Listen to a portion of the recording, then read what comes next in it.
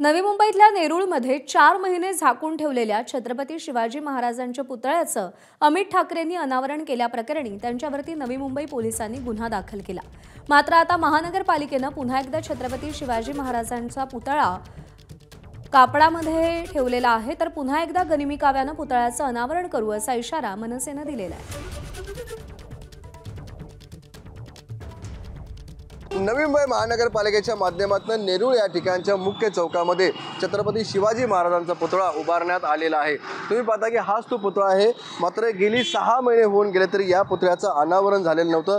त्यामुळे अखेर रविवारी नेरूळमध्ये आलेल्या अमित ठाकरे यांनी अचानकपणे आहे ते मनसैनिकांना घेऊन या ठिकाणी बसलेल्या ह्या पुतळ्याचं अनावरण केलं होतं। जरी हे रविवारी अनावरण करण्यात आलं असलं तरी काल रात्री मात्र महानगरपालिकेच्या माध्यमातून परत एकदा आहे ते आपण पाहतो की या पुतळ्याच्या आजूबाजूला संपूर्णपणे हा कपडा लावण्यात आलेला आहे आणि परत एकदा हे बंदिस्त करण्यात आलेलं आहे। त्यामुळे या ठिकाणी मनसेने आव्हान दिलेलं आहे, आम्ही परत एकदा आंदोलन करू, गनिमी कावा करू, अशा प्रकारचं मनसेने या ठिकाणी परत एकदा चॅलेंज महानगरपालिका आणि पोलिसांना दिले आहेत। आपल्याबरोबर या ठिकाणी मनसेचे प्रवक्ते गजानन काळे, आपण त्यांच्याशी बोलूया।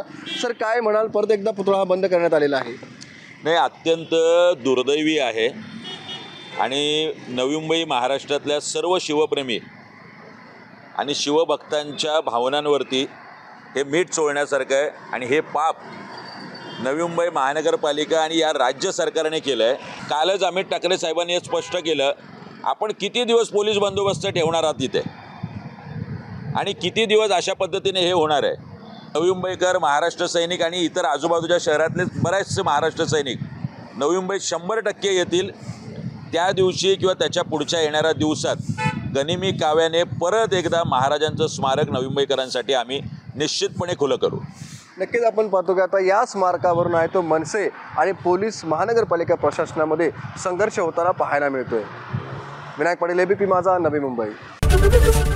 एबीपी माझा, उघडा डोळे बघा नीट।